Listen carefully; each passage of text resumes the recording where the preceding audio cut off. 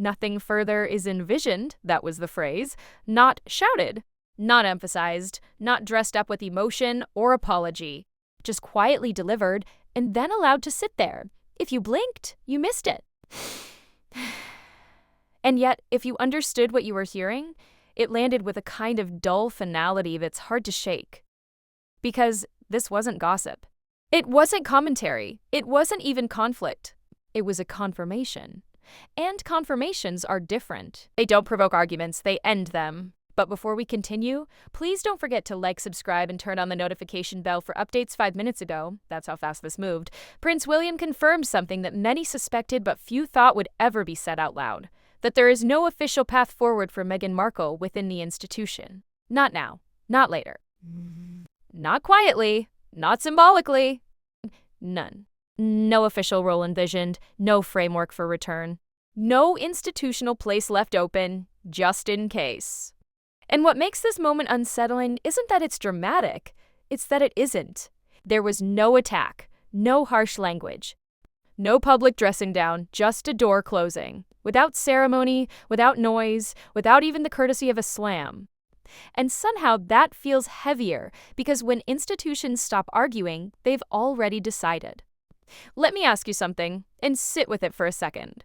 When was the last time you heard a senior royal figure speak this plainly about a future that doesn't exist? Not unlikely, not under discussion, not complicated, but functionally over. This isn't about revisiting old grievances. This isn't about who said what on which interview, or which documentary crossed which line. This moment matters now because it answers a question that has quietly underpinned every headline, every rumor, every so-called reconciliation story for years. Is there still a way back? Prince William's answer, carefully chosen, almost clinically restrained, was no. And the reason that matters is because of who said it, how he said it, and when he chose to say it. Because William didn't speak as a brother-in-law. He didn't speak as a commentator. He didn't even speak as someone reacting emotionally. He spoke as a future monarch, confirming an institutional reality that had already solidified behind closed doors. And once something becomes institutional, it stops being reversible. Here's the contradiction that should give you pause. The kid's person has been loud, explosive, emotional, filled with speculation about apologies, olive branches, secret talks, possible returns, half-in, half-out scenarios revived under new leadership. That noise created the illusion of movement. But institutions don't move with noise. They move with paperwork, with precedent, with silence. And silence, in this case, has been doing the real work for a long time. What William confirmed wasn't a decision made 5 minutes ago. It was the public acknowledgement of something that had already happened, quietly, slowly, deliberately, over years. That's why this feels less like a scandal and more like a funeral. No shock, just realization. And it forces an uncomfortable reckoning for everyone watching. Because if there is truly no official path forward, then what exactly have we all been debating?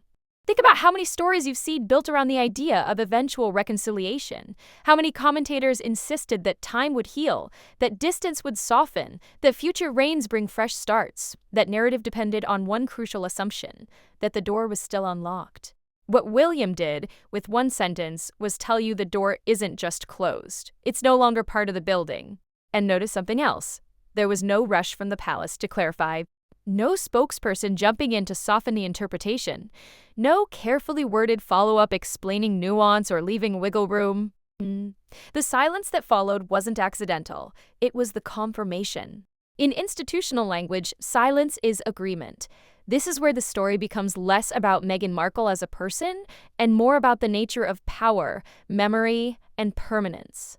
Because institutions don't operate on forgiveness, they operate on risk. On continuity, on protecting their future selves from past volatility. Once something is deemed structurally incompatible, emotion no longer matters. That's the part that feels tragic. Not because someone was rejected, but because rejection isn't even the right word. Rejection implies debate. This was administrative closure. And administrative closure is cold. You might be wondering, why say this now? Why allow this confirmation to surface at this moment, after so many years of ambiguity? Why not let the speculation continue, harmlessly absorbing public attention? Because ambiguity only works when it serves stability, and at some point, it stops doing that. Something changed. Not emotionally, structurally. And that's what we're going to unpack. Because behind that single phrase, no official path forward, sits a long trail of internal assessments, unspoken thresholds, and moments where the institution quietly decided not to reverse course. Moments that were never announced. Decisions that were never dramatized. Lines that, once crossed, were never uncrossed. And here's the most unsettling part. If William was willing to confirm this publicly, it means the palace is no longer concerned about preserving the illusion of possibility, which tells you the possibility itself has already expired. So what happened behind closed doors that made that certainty acceptable? What was the moment, or the series of moments, where the institution stopped asking, "Can this be managed?" and started concluding, "This cannot be integrated?" Dead. And why does this confirmation feel less like an ending and more like the quiet acknowledgement that the ending already passed us by? Because once you understand that, you'll realize this story isn't about 5 minutes ago at all. It's about years of silence doing their work, until there was nothing left to say. But the real turning point, the moment insiders say the door didn't just close but was deliberately locked, that didn't happen in public. The sentence that changed everything didn't arrive with fanfare. It didn't explode across the room. It didn't even sound final when you first heard it. That's what makes it dangerous. No official path forward. On its face, it sounds like administrative language. Something lifted from a memo. A phrase you'd expect to hear in a corporate restructuring, not in the context of one of the most scrutinized families on earth. And yet, within the monarchy, language like this is never casual. It is chosen, weighed, cleared, sometimes rehearsed for weeks before it's allowed to leave someone's mouth, especially when it comes from Prince William. This wasn't an off-the-cuff remark. It wasn't a slip, personal jab. It was a sentence designed to do something very specific, to end speculation without igniting war. And that balance, ending things without provoking them, is something the institution has spent centuries perfecting. Here's the question that matters more than anything else. Why this sentence, and why now? Because William could have said nothing. In fact, silence has been the preferred strategy for years. Silence kept options theoretically alive. Silence allowed commentators to fill the void with what-ifs and maybes. Silence let everyone project their own ending onto the story. But once you replace silence with confirmation, you are no longer managing perception, you are defining reality. And defining reality is something the monarchy does sparingly. Let's slow this down, because the impact of this sentence doesn't come from drama. It comes from precision. No official path forward does not mean we don't like you. It does not mean you're banned. It doesn't even mean never.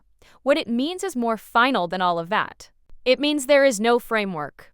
No mechanism. No institutional scenario under which reintegration is even being planned for. Not discussed. Not shelved. Not quietly modeled for a future reign. It means the system has stopped imagining you as part of its future. That's a very different kind of exclusion. Historically, when royals fall out of favor, the language is emotional or moral. Words like regret, disappointment, concern, distance. Those words imply movement.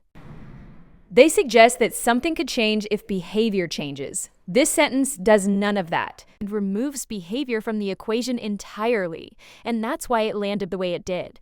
Think about how many times you've heard commentators say, "Well, once William is king, everything will be different," or "Time heals these things," or "There's always a way back, it's family." This sentence quietly dismantles all of that, because William wasn't speaking about family. He was speaking about the institution.